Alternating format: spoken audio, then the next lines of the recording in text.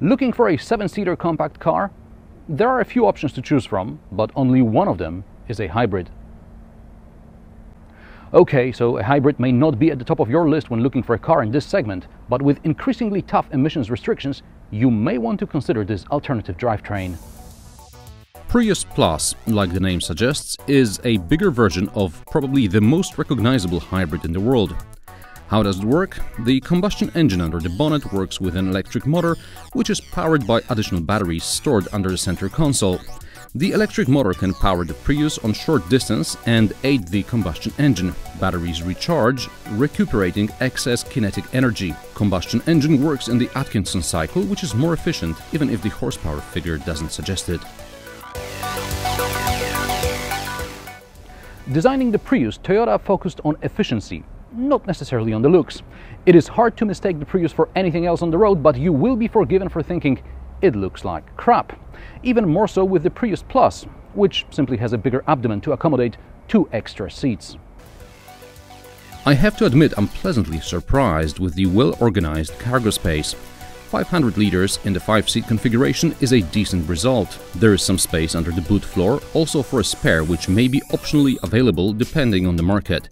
But I'm particularly impressed with the place to store the boot cover, which you have to remove before unfolding the third row of seats. After you open the third row, there are still 200 liters left. That's a good result. Usually I am skeptical about the third row seats. I don't expect to be comfortable in here, but I do pay attention to how easy it is to access, fold the seats and so on. I didn't expect much from the Prius Plus, but I am pleasantly surprised. I fit, even with the second row seats, slid fully backwards. In the second row you get 3 independently mounted seats. The middle one is slightly narrower and there is no Isofix mount on it. Also the side seats are rather narrow, so if you're planning to ride in the back, go on a diet. With the seats moved all the way forward, I can still sit behind a 175cm driver. In the front, at first glance, everything looks like in the ordinary Prius, but something has changed. First of all, we now get the Toyota Touch 2 infotainment system. It is relatively easy to use and the touch buttons are very sensitive. Unfortunately, sat-nav graphics are still very much last decade.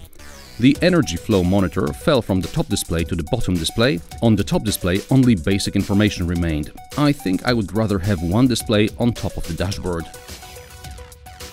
There is small storage under the armrest, a double glove box, a center cubby where someone hid a 12-volt socket, and tiny seat heater buttons, and there are some cup holders all around the place. Just like in the ordinary Prius, also in the Prius Plus you have to remind yourself that this interior has been probably recycled at least twice, and it is good for bunny rabbits. BMW did a better job with the i3 interior. Prius interior is simply cheap, and I have doubts as far as how much leather is in this leather upholstery.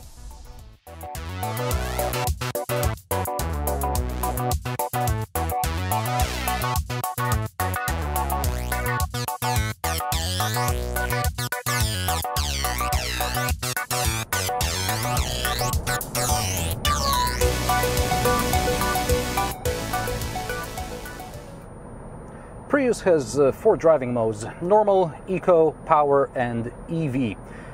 They're pretty much self-explanatory. Eco optimizes the use of energy, power makes you accelerate quicker, and EV allows you to drive emissions-free for up to around 2 kilometers with the speed up to 55 kilometers per hour.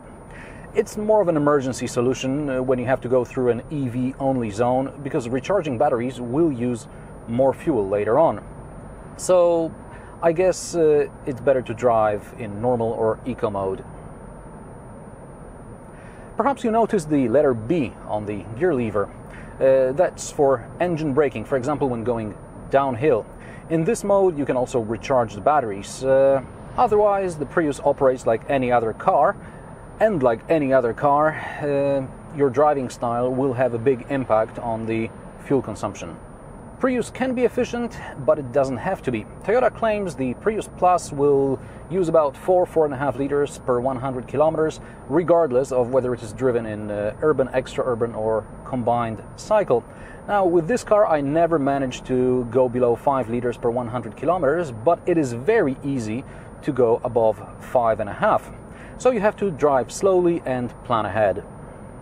It is no consolation that Prius Plus doesn't want you to drive fast. At some point I thought about buying a regular Prius for its image, but then I drove the Prius Plus and there we go. Planning ahead and somebody has to overtake you. So anyway, I thought about buying a regular Prius, but then I drove the Prius Plus and remembered why I never bought a regular Prius. Prius is an engineering project focused on efficiency and nothing else. Definitely not on driving dynamics or driving pleasure. No, that's not Prius. Prius Plus has a total power output of 136 horsepower and it accelerates from 0 to 100 km per hour in just above 11 seconds. Not that you care. And thanks to the CVT gearbox, it sounds like a lawnmower. And it doesn't corner. Oh boy, it doesn't corner. It's irritating actually, because I want to coast through some of the tighter bends. I don't want to brake, but I just cannot. I have to brake because otherwise the car will just sort of plow with its nose. So you have to drive slowly, economically, and yeah.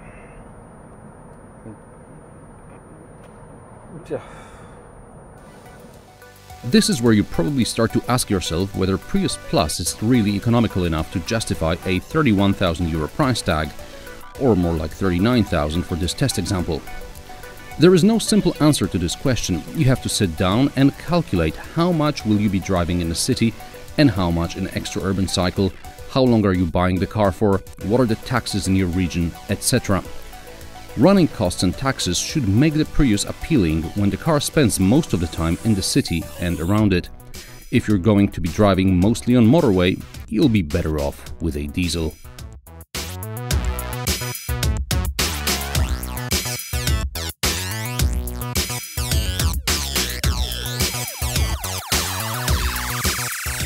Oh, and then there is the park assist system. Now, in a normal car you would press a park assist button, select left or right, and select parallel or perpendicular parking.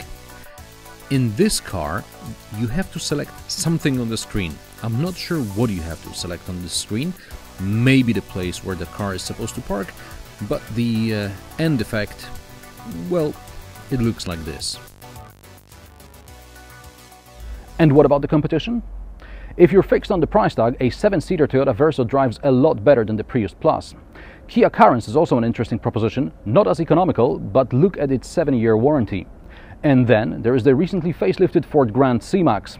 But if you have more than 30 grand to spend on a 7-seater compact car, why not look at the BMW 2 Series Grand Tourer? And what would you choose? Let me know in the comments below.